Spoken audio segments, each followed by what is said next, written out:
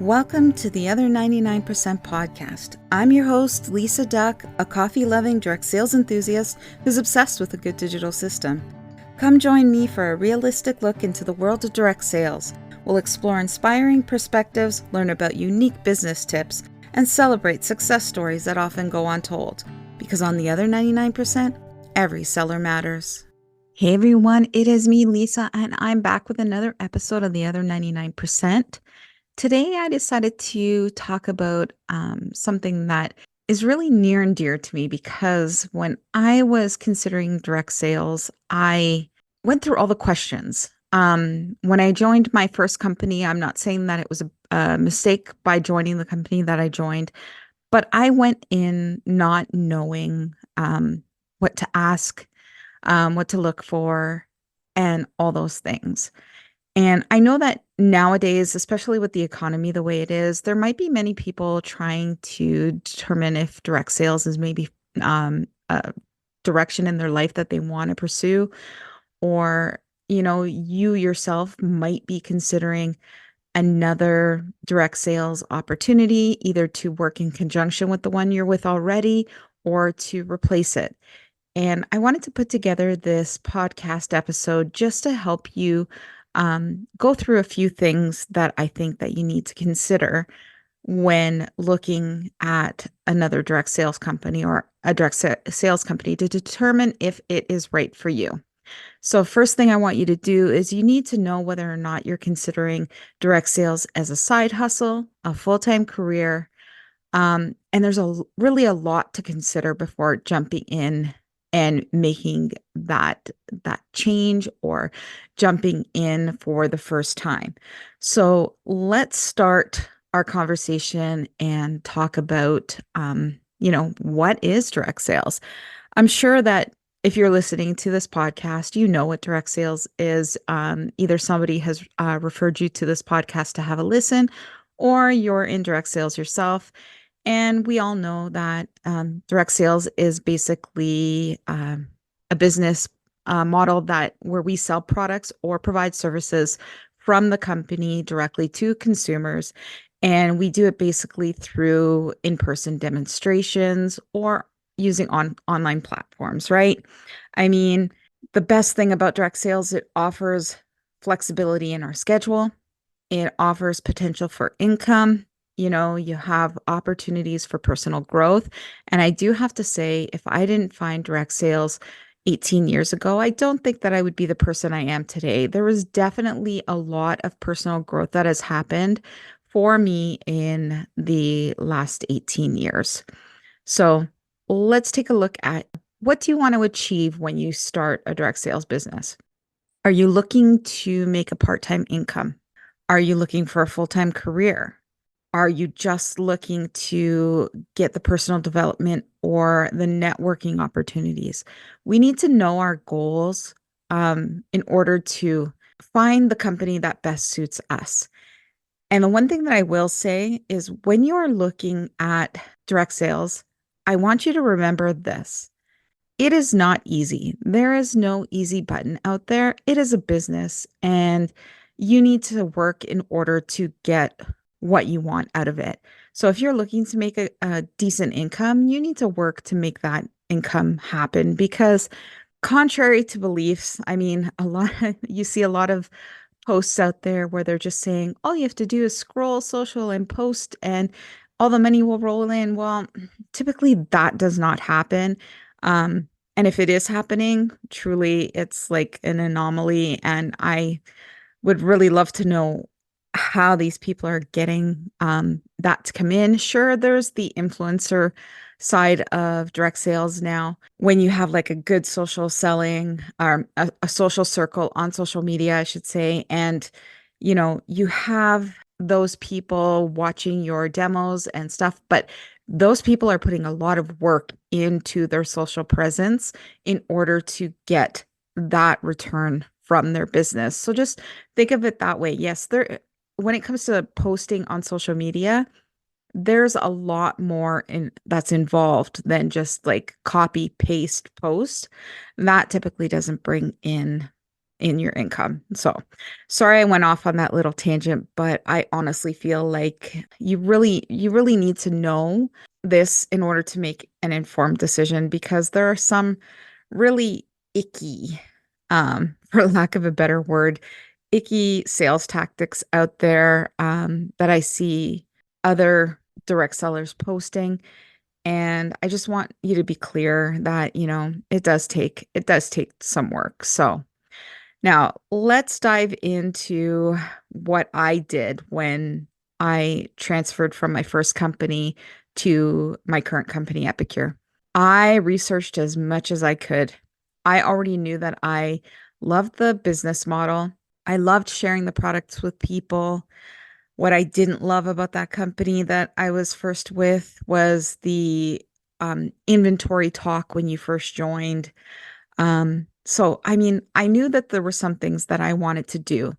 So, what you want to do when you're researching the company, you want to make sure that you're picking a company with a good reputation, a good track record, great products, you know, products that you most likely are using and love, and you feel that everyone else should use as well. And make sure that they're very transparent about their commission structure, how much you make. Because let's face it, if we're starting a business, typically we are starting a business to make some money.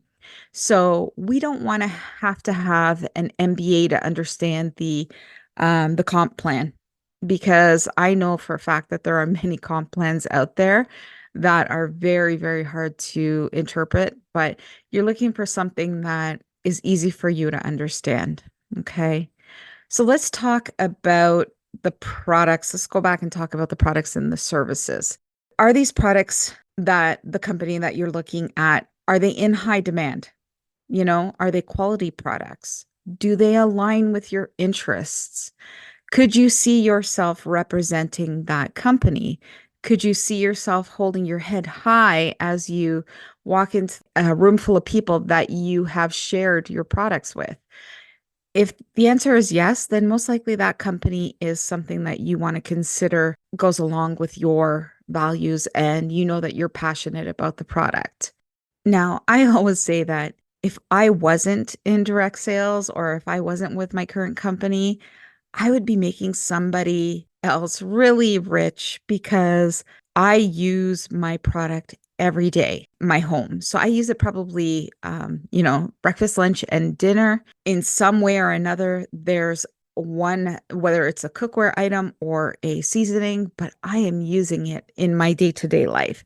So if I wasn't selling it and getting my ambassador discount, then I would be giving that money to someone else and making them very happy and very rich. So that's why I stick around with my company. If you find a direct sales company that like, oh my God, I just have to have it, or I love this, I love the cleanser, I love, the smell of that scent, then you know that you're going in the right direction.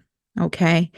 Another thing that you have to ask about, and you could be asking the person that you are talking to about the business opportunity, but you want to know what kind of training and support are included in the company that you're joining. Like, does your upline provide you with support? Does the company provide you with support? Even though I will say that there are tons of things out there on the World Wide Web where you can get lots of training from other companies because I always say direct sales is direct sales. All you have to do is sub your product for their product, and you can most likely adjust the training that someone is offering online to a training that you can use in your business. So, but you also want to make sure that the company is there to support you. Are they providing you training or, information to help you grow your business? And if not, maybe ask like why? Like, where do you get your information from? How do you learn all this stuff? Because especially if you're very new to direct sales, coming into the business is not like a turnkey opportunity. I mean, there's things that you need to know. You need to know how to talk to people without being salesy. You need to know how to provide value. Need to know not how to just like, post and pray if you're dealing with online situations. So you really want to have that support behind you. So make sure that you know what kind of support. Hey, even ask the person that you're chatting with, can you jump on a Zoom and maybe show me your back office? Like what kind of support do you guys have in your back office, or what kind of support does your upline give you? There's no harm in asking. Like you can always ask. I mean, I always say if you don't ask, the answer is always no. So what's going to hurt if you ask? Now, the last thing that I really want to talk about is red flags. So things that you want to be cautious of or almost avoid when it comes to picking your direct sales company. Now, I cringe when I hear this term, but it's true. There are some out there, and it makes me sad that a lot of people think that all direct sales companies are pyramid schemes, and that just truly isn't fact. I mean, you can compare a direct sales company to like a big box store. There's always someone at the top, and then there is the next level, the next level. So every business is shaped like a pyramid. A true pyramid scheme is when you have a company that's, and their sole way to get income is by bringing people into the business. They don't technically have a product to sell. They may have one product really, but they don't technically have a line of products to sell. They just bring people in on the hopes of making that big money. And in order to make that big money, you have to keep bringing people in underneath you. And most direct sales companies, you don't actually get paid to bring someone in. You only get paid once you help that person start earning an income themselves. So really consider, what kind of product line do they have, and if you have a question, like ask them, explain, tell me more. Um, and you'll usually get the answer, like they'll tell you no, like I have to sell products in order to make money. And my team, I make a small kickback on my team for helping them work their business. But typically a true direct sales company, you make the majority of your money by selling products. Another red flag to look out for are companies who feel the need to toss around how much money they're making. So you'll have leaders or consultants out there saying, "Oh, I just had a five-figure month." Yeah, that's great. Am I saying that that doesn't exist? Absolutely not. There are many people out there making five figures a month, some even six figures a month. But there shouldn't be a need to flaunt that. Like you can, once you have the conversation with the person, you can absolutely tell them the potential and how it's there for them. But to go out on social medias saying, "Oh, I would love to make that money." Yes, I would love to make that money too, but chances are there's a lot of work behind that to get to that point. Um, and a true business person, I personally, and this is my own opinion, I don't personally feel like they need to be out there flaunting how much money they're making. And also watch for companies that require you to make a large inventory purchase in order to start your business. Um, or look for companies who make you have to make like large purchases monthly in order to get paid. Because I personally, like in my business model, I earn more if I sell, but I don't have to sell, or sorry, I earn more the more I sell, of course, but I don't technically have to buy anything personally in order to earn compensation. So when you think about that, it's like, oh, well, I have to do X number of personal volume. Then just know that you're going to have to make a monthly commitment to your company in terms of buying product, and it might even be like product that you're not going to be using. So that's what goes back to like make sure you are a product of your product and you love the product, because some companies require you to make big monthly purchases, and if you're not using it, then that could just be a cash grab, or not necessarily a cash grab, but it's just going to be like a large sum of cash out of your product pocket in order to make some income.